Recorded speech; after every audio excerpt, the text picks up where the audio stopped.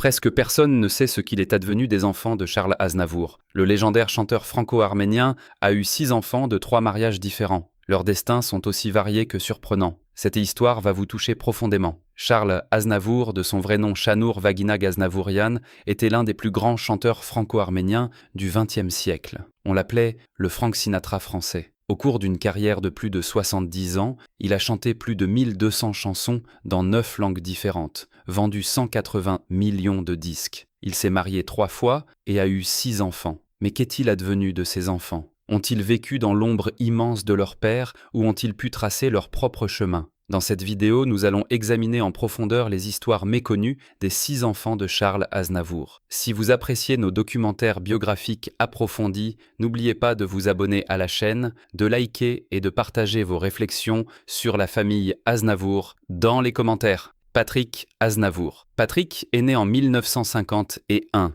Il était le fils de Charles Aznavour et de sa deuxième épouse, Evelyne Plessis. On sait très peu de choses sur Patrick car il a choisi de rester complètement à l'écart des médias tout au long de sa vie. Contrairement à son père, Patrick n'est jamais devenu une figure publique. Il a mené une vie ordinaire et silencieuse. En réalité, cette décision n'est pas surprenante. Charles Aznavour était constamment sur les routes, tournées, enregistrements, concerts, interviews. Ses enfants ne pouvaient voir leur père que rarement. En grandissant, Patrick a vu son père plus souvent à la télévision qu'à la maison. Aujourd'hui, on ne sait pas ce que fait Patrick dans sa vie, ni où il vit. Il ne donne jamais d'interview, n'apparaît jamais dans les médias. Aux funérailles de son père, il se tenait silencieusement aux côtés de la famille. C'est tout. Il n'a jamais voulu l'étiquette « fils de Charles Aznavour ». Il voulait juste vivre comme Patrick. Et c'était son droit. Mischa Aznavour. Mischa est né en 1972. Il était le fils de Charles et de sa 3e épouse, la Suédoise Ulla Torssell. Mischa, comme Patrick, est resté largement à l'écart des médias.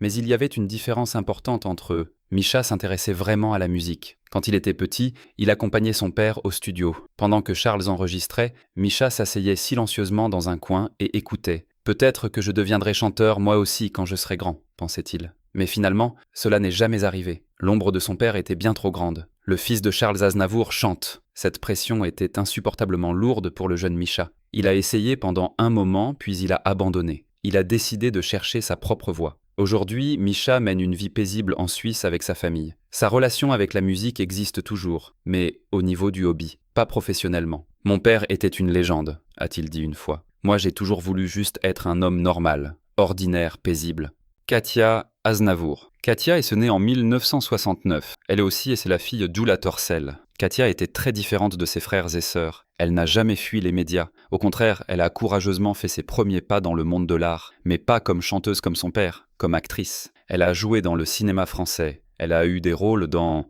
Les Intrus, Passage du bac. Souvent des petits rôles, mais Katia s'en fichait. Elle traçait son propre chemin, mais ce n'était jamais facile. Bien sûr. Tu es la fille de Charles Aznavour, c'est pour ça que tu obtiens des rôles, disait-il toujours. Katia était blessée à chaque fois. Non, répondait-elle. Je les obtiens grâce à mon talent, pas grâce à mon nom de famille. Avec le temps, Katia s'est prouvée. Elle est devenue vraiment une bonne actrice. Son père était très fier d'elle. Katia a un vrai talent, disait-il. Elle l'a hérité de moi. Aujourd'hui, Katia continue à jouer, mais elle est très sélective maintenant. Elle ne travaille que sur des projets qu'elle aime vraiment, auxquels elle croit. Ma carrière m'appartient, dit-elle avec détermination. Elle n'appartient pas à mon père. Je suis Katia, pas la fille de Charles Aznavour. Nicolas Aznavour. Nicolas est né le 19 septembre 1977, le plus jeune fils de Charles. Nicolas était l'enfant le plus proche de son père, pas seulement par le sang, mais aussi spirituellement. Dans son enfance, Nicolas suivait constamment son père partout. « Où vas-tu, papa » demandait-il. « Au concert, mon fils. Je peux venir avec toi ?» Et Charles l'emmenait généralement. Le petit Nicolas s'asseyait silencieusement dans les coulisses et regardait son père avec une grande admiration. En grandissant, Nicolas a commencé à s'impliquer de plus en plus dans le travail de son père. Production musicale, organisation, gestion, il était présent dans tous les domaines. « Je veux préserver et continuer l'héritage de mon père », disait-il avec détermination. En 2016, Charles et Nicolas ont fondé ensemble la Fondation Aznavour. L'objectif de la fondation était clair, poursuivre les projets éducatifs, culturels et sociaux initiés par Charles Aznavour, transmettre son héritage humanitaire aux générations futures. « Mon père n'était pas seulement un chanteur », dit Nicolas, c'était aussi un humaniste. Il faisait constamment des œuvres caritatives, aider les gens, Nous devons perpétuer cet héritage pour toujours. Quand Charles est mort, en 2018, à 94 ans, Nicolas a pris la tête de la fondation. Mais il a fait encore plus. Il a pris la décision courageuse de déménager en Arménie avec toute sa famille. C'était une décision audacieuse. L'Arménie est un endroit très spécial pour nous, dit Nicolas. Mon père a toujours été fier de son identité arménienne. Après ce terrible tremblement de terre de 1988, il a travaillé sans relâche pour l'Arménie. Maintenant, je vais faire de même. Nicolas et sa famille vivent actuellement en Arménie. Il gère les projets de la fondation sur place, maintient les chansons de son père vivantes. « Mon père est mort, mais sa musique ne mourra jamais », dit-il avec fierté, « et je suis le gardien fidèle de son héritage. » Deuxième enfant, Seda Aznavour. Seda est née le 21 mai 1947, la première enfant de Charles. Sa mère était Micheline Rugel, la première épouse de Charles. Quand Seda est né, Charles n'était pas encore célèbre. Il était juste un jeune chanteur qui luttait pour percer. En grandissant, Seda a vu son père devenir une star, d'un artiste de rue inconnu à l'une des plus grandes stars de France. Mais cette ascension brillante a eu un prix lourd. Charles n'était jamais à la maison. Concerts, enregistrements, tournées, interviews. La petite Seda manquait toujours son père. « Mon père m'aimait, je le sais », a dit Seda des années plus tard. Mais il aimait la musique beaucoup plus. La musique était tout pour lui, elle passait avant tout. Seda a décidé de suivre exactement les traces de son père. Elle a étudié au Collège arménien de Paris, puis dans des écoles de musique prestigieuses. À 16 ans, elle a commencé sa carrière professionnelle de chanteuse. Elle chantait à la radio et à la télévision. Dans les années 60, elle a sorti l'album « Rien que nous » avec David Alexandre Winter. L'album a connu du succès. Seda Aznavour a trouvé sa propre voix, ont dit les critiques. Pas comme son père, elle a complètement son propre style. En 1970, elle a enregistré la musique du film Sappho. Le compositeur était Georges Garvarentz, le beau-frère de Charles et l'un de ses plus proches collaborateurs. Seda a joué dans plusieurs films français. Elle était maintenant à la fois chanteuse et actrice. À la fin des années 60, Seda a pris la décision de déménager en Amérique. Elle s'est installée à Los Angeles. « Je veux être libre », a-t-elle dit. « À Paris, j'étais toujours connue comme la fille de Charles Aznavour. Ici, je veux juste être Seda. » En Amérique, elle a construit sa propre vie. Elle a épousé Sam Stockfish, un coiffeur de Los Angeles. Ils ont eu 2 enfants, Lyra, 1978, et Jacob, 1983. Charles est ainsi devenu grand-père pour la première fois. Il adorait ses petits-enfants. Seda n'a jamais abandonné la musique. Dans les années 80, elle est partie en tournée de concert avec Lucie Saroyan. En 1988, elle a sorti l'album « Chants traditionnels arméniens ». C'était une des chansons traditionnelles arméniennes. Dans l'album, elle a chanté une chanson en duo avec son père. C'était la célèbre chanson « Yesko Gimetn Chim Gidi » de Sayat Nova. Père et fille, en arménien, chantant ensemble. C'était un moment incroyablement émouvant. Chanter en duo avec mon père était très spécial pour moi, a dit Seda. Quand j'étais enfant, je voulais toujours chanter avec lui, mais il était constamment occupé, il n'avait pas le temps. Nous avons finalement réussi, et c'était parfait. En 2010, ils ont fait un autre duo ensemble, encore en arménien. Charles avait alors 86 ans, Seda en avait 63. Après une vie entière de relations complexes et tumultueuses, ils s'étaient enfin réconciliés dans la musique. Quand Charles est mort, en octobre 2018, Seda s'est complètement effondrée. « Mon père est parti maintenant », pleura-t-elle. « Je ne pourrai plus jamais lui dire je t'aime. » Mais Seda a continué à faire vivre l'héritage de son père. En 2024, un concert hommage à Charles a été organisé en France. Seda était là. Elle a chanté l'une des chansons les plus aimées de son père, « Les larmes aux yeux ». « Mon père n'était pas seulement un chanteur », a dit Seda. « C'était une vraie légende,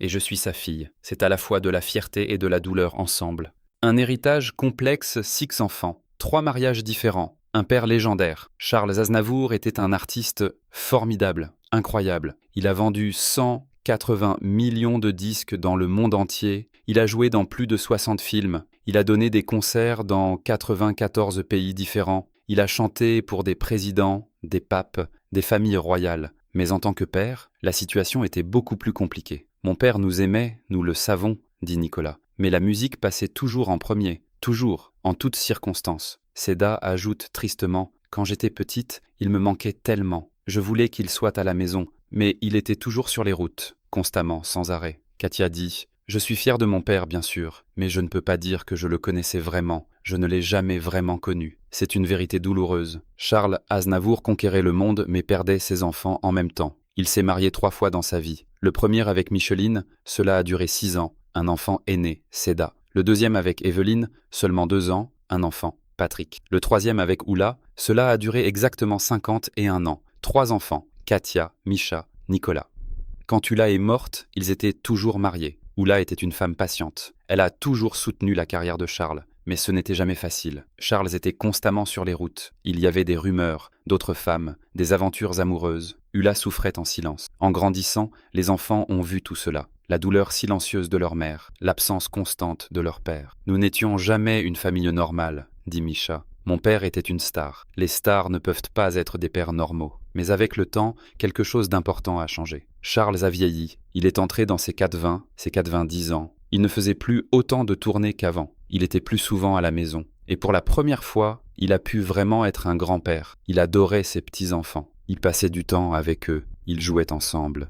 Ils chantaient des chansons. Être grand-père est beaucoup plus facile qu'être père, a-t-il dit dans une interview en souriant. Il n'y a pas de responsabilité. Il n'y a que de l'amour pur. Peut-être avait-il des regrets au fond de lui. Peut-être pensait-il maintenant qu'il aurait dû être plus présent quand il était jeune. Mais c'était trop tard maintenant. Le passé était le passé. Un jour d'octobre 2018, Charles Aznavour est mort. Il avait 94 ans. Il a rendu son dernier souffle dans sa maison du sud de la France, dans le village de Mauriès. Tous ses 6 enfants étaient aux funérailles. Seda, Patrick, Katia, Misha, Nicolas. Ils étaient tous là. Ils pleuraient, mais pour des raisons différentes, avec des émotions différentes. Seda pleurait pour le père qu'elle avait perdu. Patrick pour le père qu'il n'avait jamais vraiment connu. Katia pour le père qu'elle avait essayé de comprendre mais n'avait jamais pu. Misha pour le père dont il avait constamment cherché l'approbation sans jamais l'obtenir. Nicolas pour le père dont il avait hérité et qu'il allait protéger. Le président Emmanuel Macron a prononcé un discours émouvant. Charles Aznavour faisait partie de la France, a-t-il dit. Sa voix était notre voix. Ses chansons étaient notre histoire. C'était vrai, bien sûr. Charles Aznavour était une vraie légende. Mais pour 6 enfants, il était juste leur père. Un père imparfait, souvent absent, mais qui aimait quand même. Aujourd'hui, les enfants vivent leur propre vie aux 4 coins du monde. Seda à Los Angeles, préservant soigneusement l'héritage de son père. Nicolas en Arménie, gérant la fondation avec un grand dévouement. Katia continue à jouer en France. Patrick et Misha mènent tranquillement leur vie paisible. Chacun a vécu une relation complètement différente avec son père. Certains étaient très proches de lui, d'autres étaient distants. Mais ils partagent tous une chose, l'expérience d'être les enfants de Charles Aznavour. Ce n'était jamais facile, dit Seda honnêtement, mais je ne regrette pas. Mon père était un géant, et je suis sa fille, c'est vraiment quelque chose de spécial. Nicolas ajoute avec émotion, mon père n'était pas parfait, mais qu'il est. Il nous aimait, à sa façon, avec ses méthodes. Et au final, je pense que c'est suffisant. Peut-être que c'est la leçon la plus importante de cette histoire. Le talent peut faire de vous une légende dans le monde entier. Mais le temps passé avec la famille, votre présence, fait de vous un véritable être humain.